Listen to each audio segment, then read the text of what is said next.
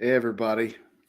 So I just did like 15 minutes of all the news stories I was going to go over with my commentary, of course. And it was all, I was muted the entire time. I was muted. So I was just going, so that was fun. Uh, if you were watching, thank you. And I'm sorry you have to watch this over again. But we didn't get through all of it. So there's more things you're going to learn. Here we go. Let's share the first article of the evening. Oh, Lord have mercy. All right. First article of the Trump it says he expects to be arrested on Tuesday, calls for protests. Folks, did you hear about this one? If you didn't, it happened. It happened on Saturday, March 18th. Former U.S. President Donald Trump on Saturday said he expects to be arrested on Tuesday. Folks, in New York, by the way, we are, well, it's Wednesday, and President Trump has yet to be arrested. Interesting. He knows how to get the attention of the media and everyone else. Will he be arrested? Will he be arrested? I don't know. I just don't know. However, he said on Saturday he was going to be arrested yesterday. Maybe tomorrow. Maybe Friday. Friday's a slow news day. Could be Friday. All right, let's keep trucking. I got more news for you. This is the News Blitz, folks. Let us look at this article from The Hill. Trump allied super PAC files ethics complaint against Ron DeSantis over shadow presidential campaign. Huh. When did this article? On the 15th. So what you're telling me is this. Trump, our president, Donald Trump, has a super PAC. Ron DeSantis has a complaint filed him on the 15th. And then on the 18th, President Trump puts out a truth on Truth Social that he's going to be arrested on Tuesday. And that ain't happened yet. I don't know. I'm not speculating. You're speculating. The viewer. All right, we're going to go over back to the article because I'm full of technical difficulties tonight. Trump allied super. Okay, we read that part. As super PAC aligned with former President Trump is formally accusing Florida Governor Ron DeSantis of waging a shadow presidential campaign, a charge that marks a dramatic escalation in the ongoing feud between Trump's allies and his prospective 2024 rival.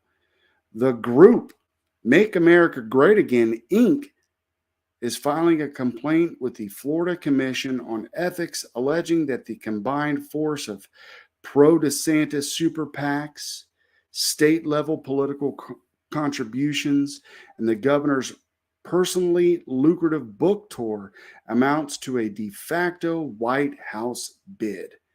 The guy has not announced yet. However, we're filing a complaint. I don't know why I can't talk tonight.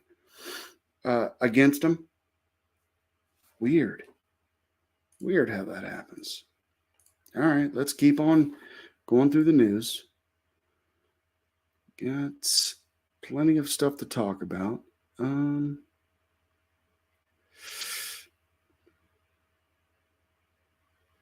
Oh, yeah.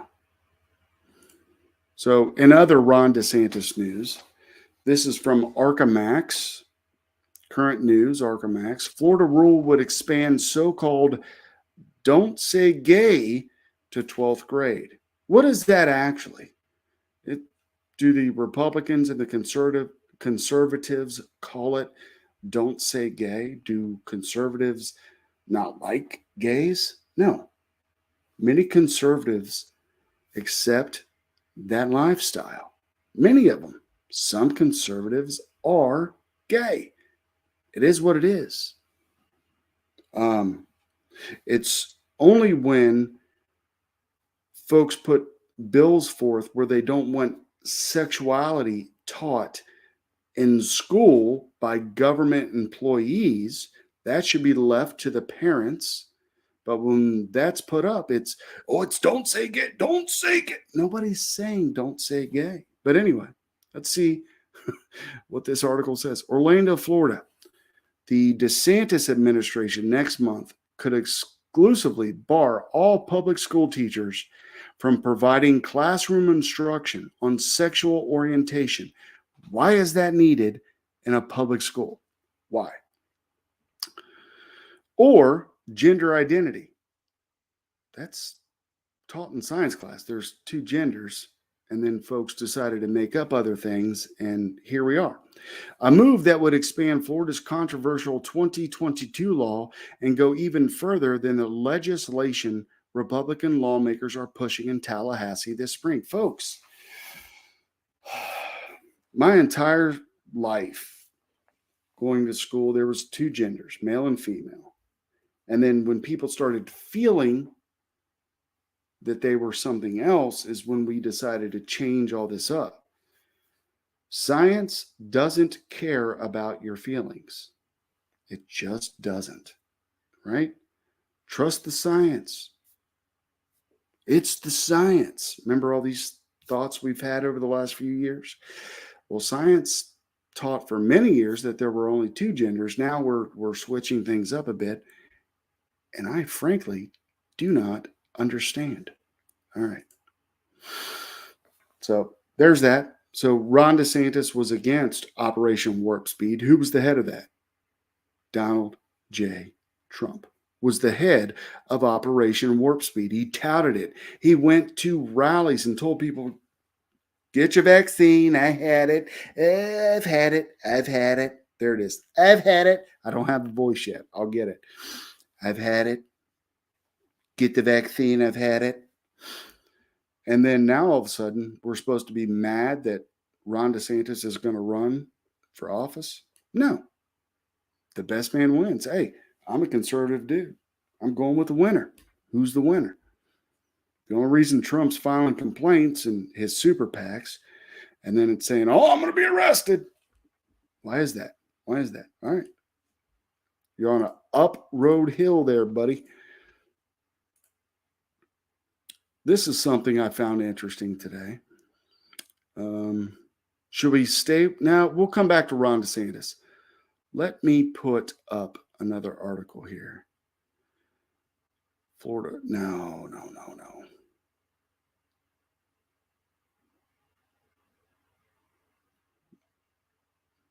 Well, I just had it. Sorry, folks. It's a tweet by J.D. Vance. And it's not up. Well, doggone. All right. We'll just keep on trucking down the road. There it is. Hold on. I found the tweet. Let me pull it up. Good night. I need a producer. J.D. Vance on Twitter, March 19th. So it was Sunday. 20 years ago, we invaded Iraq. The war killed many innocent Iraqis and Americans. It destroyed the oldest Christian populations in the world. It cost over $1 trillion and turned Iraq into a satellite of Iran. It was an unforced disaster, and I pray that we learn its lessons. So I read this article and or this little bit from J.D. Vance. And let me bring it up full speed for everyone to view. As an 18-year-old kid, I supported the war. I enlisted in the Marines a month after we invaded and left for boot camp a few months after. I graduated from high school. Even though I was just a kid, I still feel guilty for supporting the war. Folks, I was just a kid too when we invaded Iraq in my 20s, and I was all for it too. I signed up in '04, um, and I was going to go, and then I had some things happen at home, and I stayed home, and then I shit you not, I was thinking about how much I screwed up every single day after I said I couldn't go to boot camp. And you can do that. You can call your recruiter and say, I'm not going to go. And there's nothing they can do. You didn't show up yet. So I didn't go. And I was out. And I was like, every day, thought about it. 2008, I went. The first time I was signed up to be a chaplain's assistant. So I was going to go to chaplain's assistant school and help out the chaplain and do it with God. But the second time that came around, I ended up being a medic. I thought being a medic would be, I can still help people, but in a medical form. And I went as a medic, and the rest is history. All right. I'll stop bloviating. More on the article. I think often what led me to go wrong in 2003, and more importantly, what led so many smart people to support a world historic disaster, very few of its cheerleaders show any remorse or willingness to rethink what made them so wrong. There are many reasons I changed my mind on Donald Trump, but Iraq is perhaps the most important. Not that he was an early critic of the war, but that the people in the conservative movement who hated him most were the most wrong and the most proud about foreign policy in 2003. I agree with that. Trump is kind of like Reagan when it comes to peace through strength. You know what I mean? Trump is Reaganite when it comes to peace through strength. I actually have all of Reagan's speeches, or a majority of Reagan's speeches, on cassette tape. The high value speeches, cassette tape. That's how old I am. And Reagan always stressed peace through strength, and he was always able to hold back the Soviet Union at the time. And Trump was able to hold back a lot of other countries, China, Russia, was able to hold him back, utilizing his administration, even though I believe, now I'm a critic of President Trump, but I think he was hamstrung. He had one arm tied behind his back the entire administration. And then I truly believe he may have been screwed in 2020, but you can't say that. So I'm not going to say it. All right. We are going to continue to play some articles for you guys. Show you articles. All right. So we did that. Let's look at this. All right, folks. This is from War News 24/7. Let me bring it up full length. War News 24/7. Russian advance from north and south to, I'm not even going to try to pronounce that name. There it is. You can read it. Ukrainians ran out of reserves and ammunition. They fortify the coke factory for the final battle. Okay, if you don't know where the AVDIIVKA is, it's the Donbass Oblast province in Ukraine. You can look that up, but that's where it's at. I've been following this war, so the geography stands out to me. Big old, so you got the Z, that's a Russian tank just blasting in what looks like a house, man. It looks like an alley they're at. Unreal. Folks, we need to end this war however we can. Extremely critical is the situation of the Ukrainian forces in Avdiivka, which forces the chief of defense staff V. Zelensky to inform V. Zelensky that the city will soon be lost due to the commitment of all reserves in Bakhmut. Major battles happening in Ukraine. Ukrainian Russian battles are raging each and every day, and we don't hear a lot about it much anymore. The Ukrainians are trying with all their available forces to keep the remaining supply routes open and prevent the complete operational encirclement of the city. The city is already in semi-encirclement. Russian sources note that the Bakhmut plan is also being implemented here by cutting off Ukrainian formations from the main supply routes.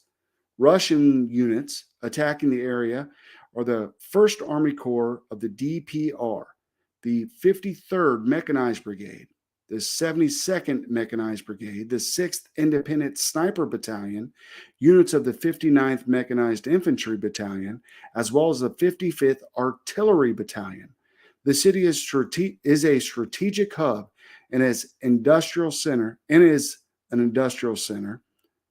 where the name redacted, I'm redacting it because I don't know how to say it, coal and chemical plant is located and is the largest producer of coal tar and other materials in Europe. The civilian population of the city before the start of the war was 32,000.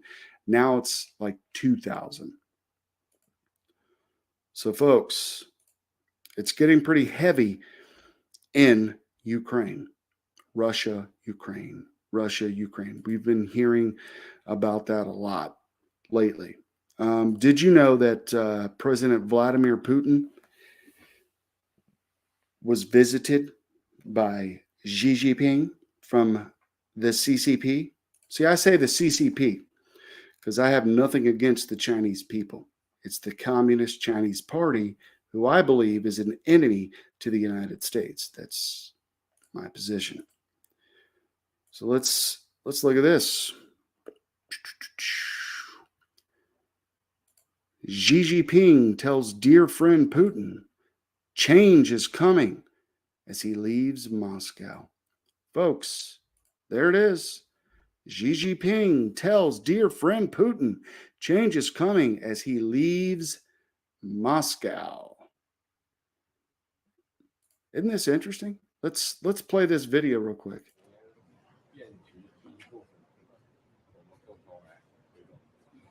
Как раз сейчас перемены, которые не было в течение 100 лет. Там, где вместе двигать эти перемены.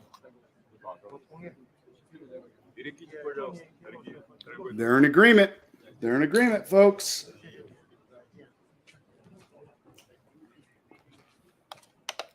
That was a magnificent, this is what Putin said. That was a magnificent visit, Xi Jinping. I'll see you later. Thank you for everything.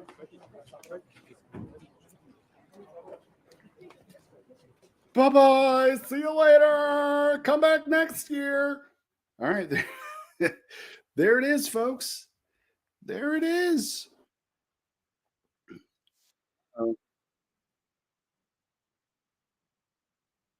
Sorry about that. There's a lot more going on. Look at this. Okay, so U.S. had a bomber flying near Russia, and they were flanked by 6 other NATO fighter jets. Did you guys see that video? Well, if you didn't, I'm going to show it to you right now. Here we go.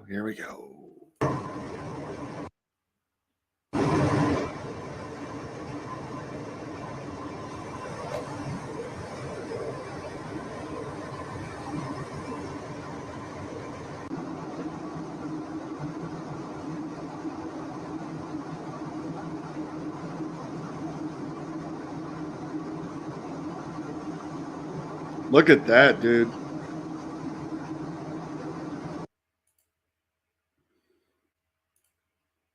That's pretty wild. That's war, man. That's the U.S. saying, Russia, China. We got NATO. You can be Russia and China. You can bring on Iran. You can bring on Syria. You can bring on, I don't know, whoever. whoever they want. There's some South American countries in there too. That's kind of nerve-wracking. But welcome to the world in 2023. Let's bring up another article. I got plenty of these. Prince William, did you know he went to Poland to visit his troops? Prince William's going to be king. We all know that. Prince William braves border of Ukraine to meet heroic troops aiding Zelensky's war effort. Prince William made an unannounced visit to Poland amid tight security today to visit British and Poland troops helping Ukraine's war effort against Russia. What's this say? What does this say? Well, it says this. It says that Prince William, who is second in line to be king in Great Britain, is going over to Poland to say, kick Russia's butt. So it's signed off. It's signed off by the Americans as long as Biden is president. It's signed off by Great Britain. Macron in France, right, has his own issues he's dealing with the labor issues that he's retirement and labor. Look it up. You can find it out. So yeah, this is old Prince William. Let's see. Prince William, who has begun a 2-day visit to Poland, went to military bases in Rzeszów in the southeast of the country near the Ukrainian border, where the Royal Artillery and other British units are working with Western allies to train Ukrainians and funnel weapons to troops resisting the Russian invasion. He hailed them from defending our freedoms and told the British troops, everyone back home thoroughly supports you. Is that true? Is it defending our freedoms? Is the Ukraine-Russian war defending our freedoms, Great Britain? Is it? I don't know. I can't say that it is. It's amazing to look at these folks and with a straight face, they say, we're defending our freedom and go get them. Unreal. Let's see here. Oh, here's something from China. This is we talk a lot about, Trump's wall and the border and things like that. Yet the border is essentially wide open. And we have this from Greg Jenkins over on the Twitters. Breaking news. Fox News captures the exclusive video of Chinese nationals being released publicly to an NGO in Brownsville, Texas. CBP sources say they are being released with NTAs, notice to appear, because there are so many crossing and no more space to house them. Let's check this out.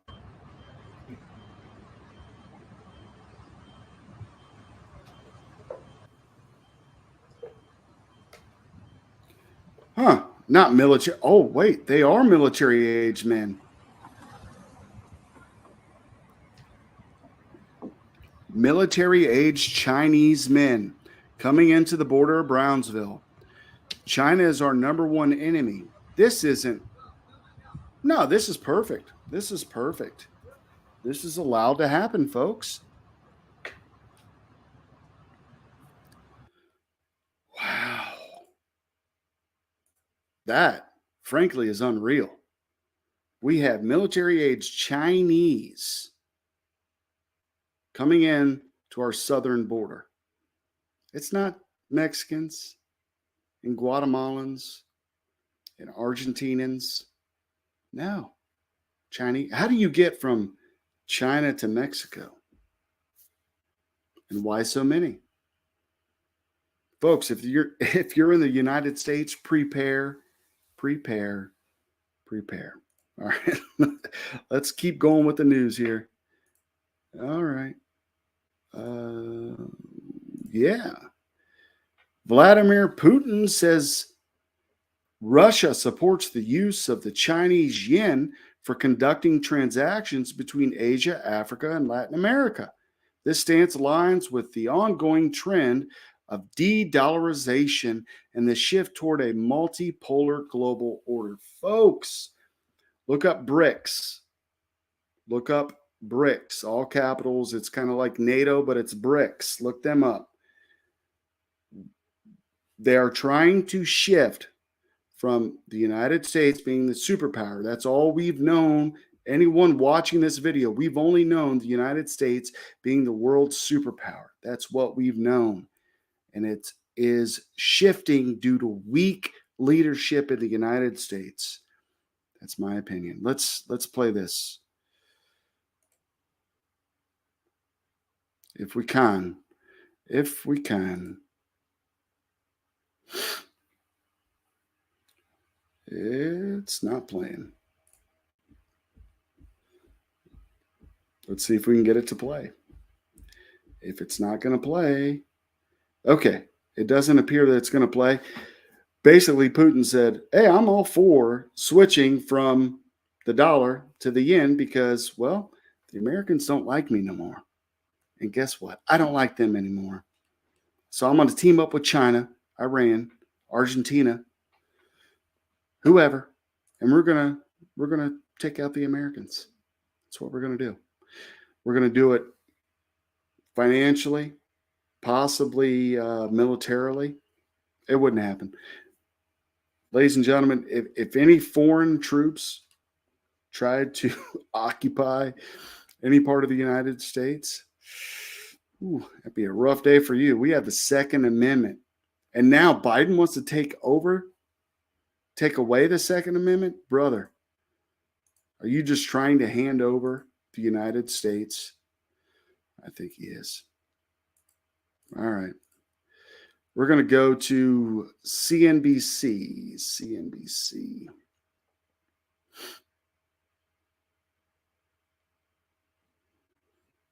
I apologize that it's taking me so long for this. CNBC, Fed hikes rates by 0.25%. Wow. Fed hikes rates by 0.25 percentage point. Indicates increase are near an end. Do you guys believe that? Do you guys believe that we are nearing an end in the rate increases? Our Federal Reserve, gotta love them. Washington, the Federal Reserve on Wednesday enacted a 0.25 percentage point interest rate increase, expressing caution about the recent banking crisis. We know what's going on around the United States and the world, and indicating that hikes are nearing an end, along with its 9th hike since March of 2022. Folks, that is only a year, and we raised interest rates 9 times. The rate settled Federal Open Market Committee noted that future increases are not assured and will depend largely on incoming data. The committee will closely monitor incoming information and assess the implications of monetary policy. Folks, I thought, if I'm not mistaken, I thought the United States was going to be doing great financially and Russia was going to be going bankrupt. Yet our banks in the United States are collapsing and Russia is teaming up with China and their economies are starting to look pretty decent. I wonder if we don't have the right leadership in the White House. You can answer that question for yourself. All right, let's keep going. We got more. We have more news. More news. We did that.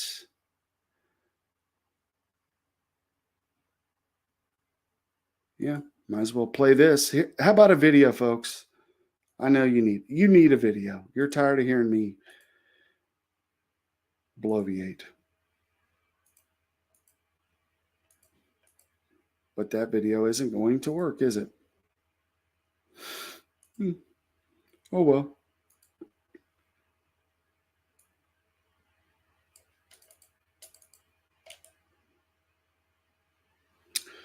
All right, moving along. That video isn't going to work. Obviously, because I'm live in a And it won't work. Let's see here. How about this article? Wall Street Journal. Huh?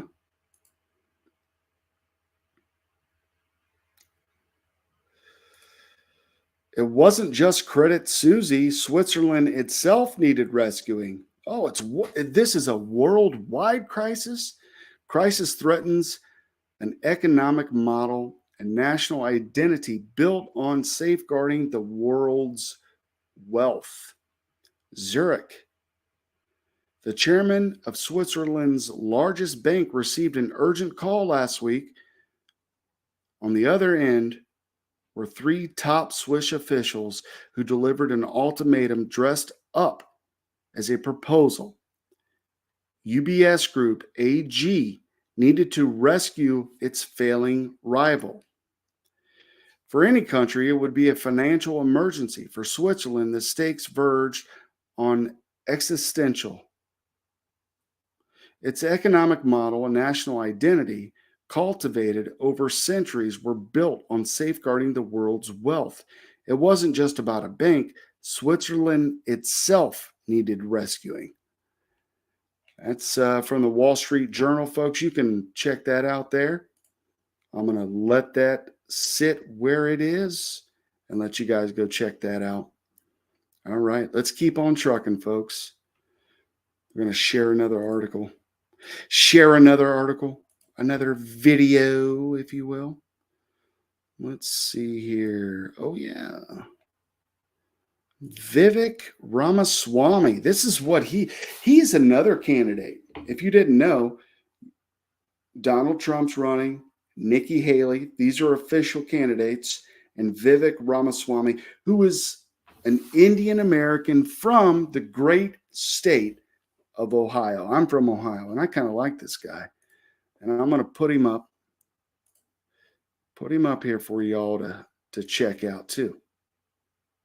On the Parental Bill of Rights bill in New Hampshire right now, I think it's actually pretty simple. If you're a parent, you're the one who's actually responsible for your kids' health decisions and even for raising your kids, Amen. Not the government itself. Exactly. One of the most salient and simple parts of this to me is if a kid, especially at behest of teachers in their schools, is changing their gender identity or identifying differently, you as a parent at least have the right to know that. That's not that objectionable to me. And it's really disappointing when I see governors like Chris Sununu, Republican governors at that, across this country, being anywhere between opposed to notably silent about basic step forward that we can take in actually making sure that our kids are not the product of a broken public education system, really a broken primary education system, full stop, in this country. I think that we're going to need leaders with conviction, leaders with spine. I know it's a little bit inconvenient to certain political elements of the political fringe, particularly on the left here, that you might not be popular if you actually take on some basic issues like parental consent and parental responsibility, parental rights. But I think that's what it's going to be, table stakes for anybody who actually wants to lead, let alone a state, lead this country. And it's also why I've been very clear that the president of the United States needs to do his part as well. As the next president, if I'm successfully elected, I've pledged to get rid of the Department of Education. The federal Department of Education is actually where a lot of these cancers quietly begin. They use federal funding as a sort of handcuff, as a sort of cudgel to get local schools across the country, including in places like New Hampshire, to adopt these toxic woke ideologies. Now, I think that's one good reason to get the federal Department of Education out of the business of education or out of the business of existence altogether. I said I would shut it down. That's $80+ billion that flows through the federal Department of Education that could be better used by municipalities and localities across this country. But in the meantime, this is still going to be principally an issue that does need to be dealt with by the states. And if it's going to be dealt with by the states, it needs to be hopefully states that are led by actual governors with a spine and with conviction that are able to provide a better path forward. And, you know, if Chris Sununu isn't in favor of this for some reason, well, he ought to be transparent about why. I don't think staying silent about it and hoping this issue blows over is actually a viable strategy, either politically or, more importantly, just as somebody who actually is asking people to allow them to be their leader. Well, a leader owes the people he leads transparency as well. So, Governor Sununu, I hope you I hope you give people at least an answer for where you come down on this and give them an explanation for why you've been silent. All right. So that was Vivek Ramaswamy. He's running for president as a Republican in the United States of America. Okay, just a few more things to talk about here, and then we'll end it. Man, I can't believe I started this on mute. That was awesome. It was real good. Let's see here. Oh yeah, NW. Perfect. Let me do this one. Hopefully this works.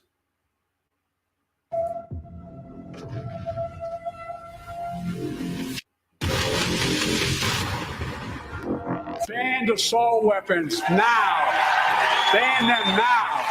At this point, it isn't a guarded secret that President Dumpster Fire is merely reading written statements from an agenda conceived in an elitist Bilderberg boardroom.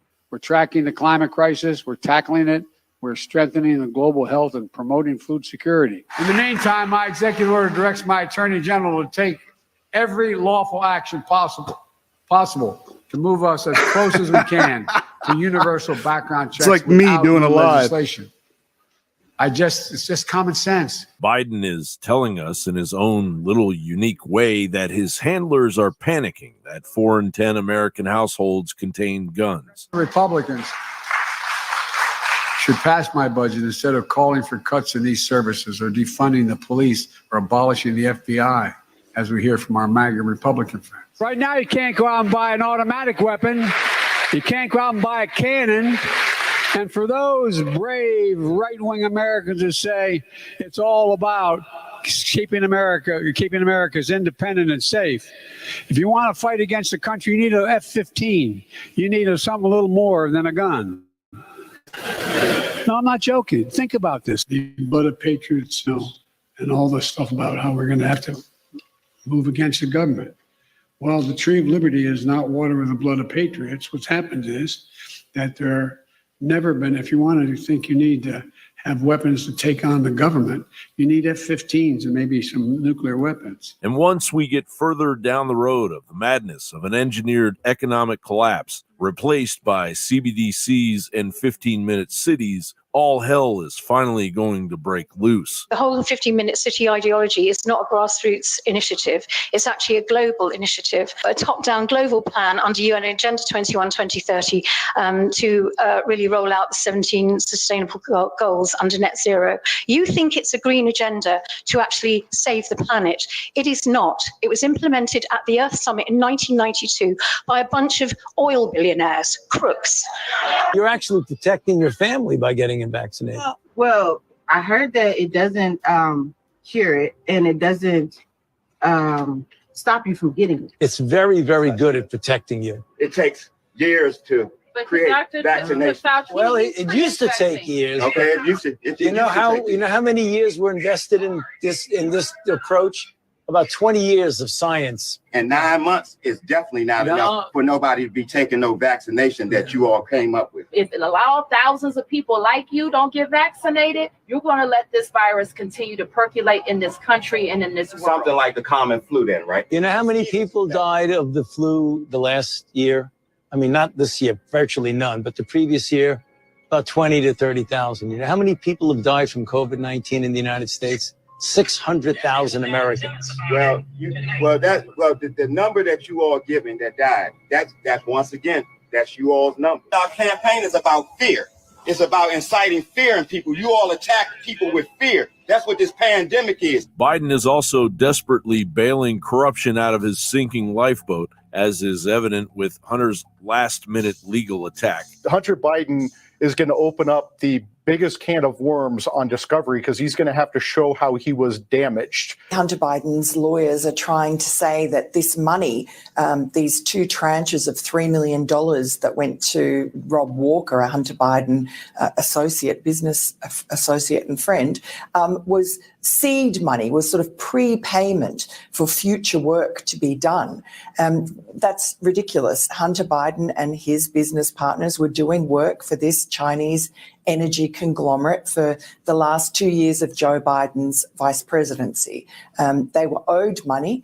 and the money was not to be paid until after Joe Biden left office, less than 2 months after Joe Biden's left office. And the first of these $3 million payments has come through to Rob Walker's bank account. And then another one came a couple of weeks later. Within a few days, that money gets dispersed we know from James Comer today, to 4 immediate family members of Joe Biden, and that being his son Hunter, his brother Jim Biden, Hallie Biden, who's the widow of his late son Beau, and then there's another 4th family member of the Bidens that James Comer and his oversight committee have not yet been able to find the identity of. It's just named as Biden. John Bound reporting.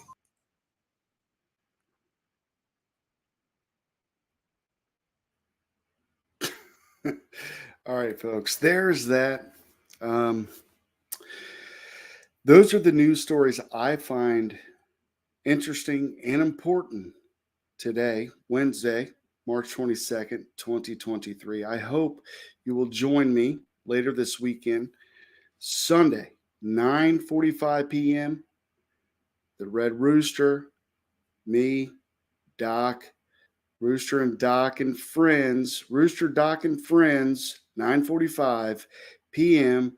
We talk about Jesus, God, the Bible, Catholicism, Protestantism. We talk about all of that stuff right here, 9:45 Sunday. Join us. You can even join the broadcast. We'll put up a code. If you want to jump in and be part of the broadcast. We welcome anyone and everyone. We don't even care if you're a Christian.